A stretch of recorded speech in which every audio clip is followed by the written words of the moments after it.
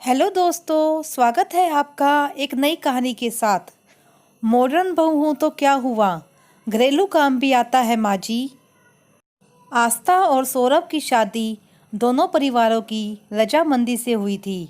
सौरभ 3 भाइयों में बीच का था और आस्था घर में सबसे छोटी बेटी थी, जिससे पढ़ने लिखने के अलावा सिर्फ मस्ती करना ही सीखा था।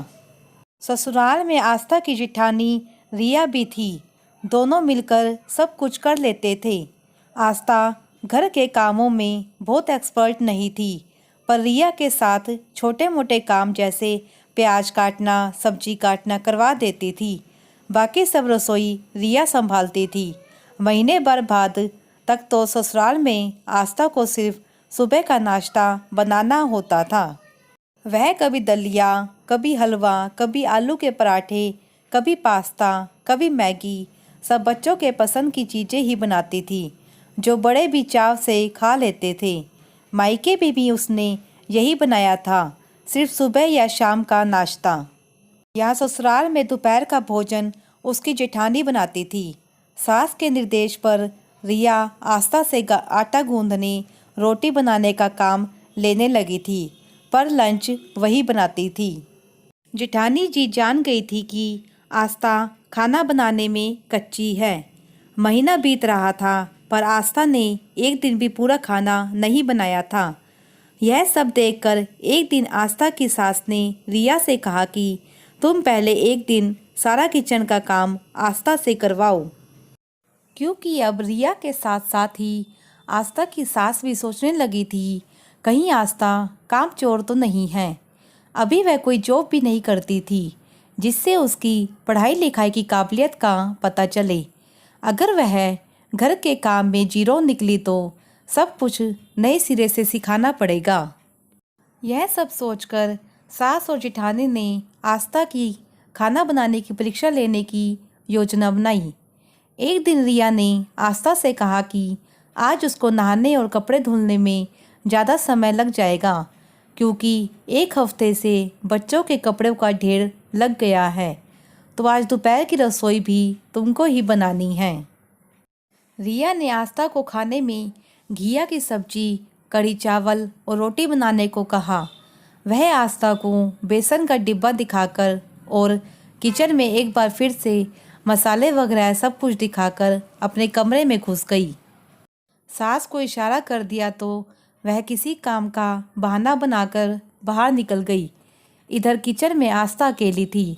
पहले तो उसे सोचा कि जेठानी जी थोड़ी देर में आ जाएगी, यह सोचकर वह सब्जी काटने लगी।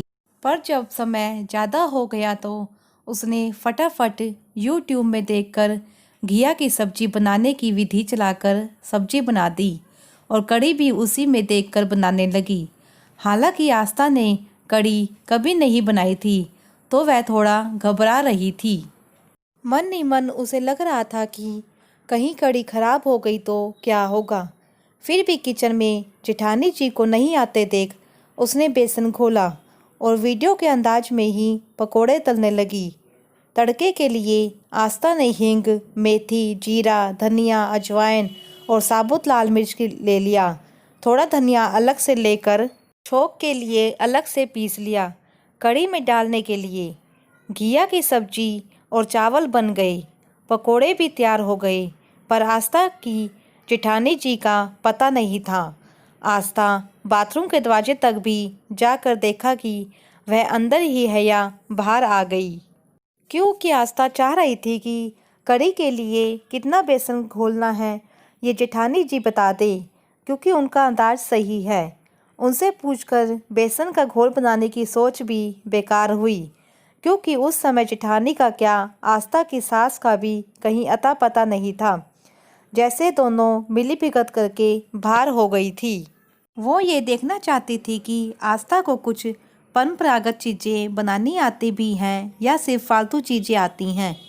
इस बात का अंदाज़ा लगते ही आस्था के कान खड़े हो गए, क्योंकि एक बात तो माननी थी कि दुनिया में ऐसा कोई काम नहीं जो मैं नहीं कर सकती हूँ, या कोई भी चीज़ नामुमकिन नहीं है। बस फिर आस्था आत्मविश्वास से लग गई। आधा किलो बेसन में उसने 1.5 किलो दही डालकर घोल बना लिया। रसोई की कढ़ाई छोटी लगी तो ऊपर लटकी 4 किलो की कढ़ाई स्टूल लगाकर उतार ली और चूल्हे पर चढ़ा दी।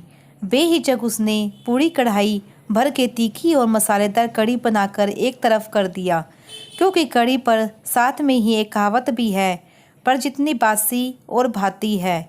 बस सब बन जाने के बाद रोटियां सेकने लगी।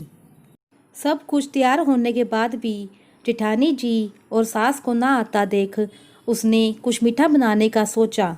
रात के चावल से क्या क्या बन सकता है कि सब रेसिपी निकाल ली और आसान सी मीठी भात बनाने की रेसिपी चुनकर फॉलो कर मीठा भी बना लिया।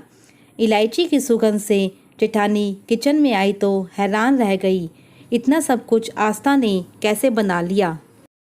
सास और जेठानी की बोलती बंद थी। सास भी हैरान हो गई।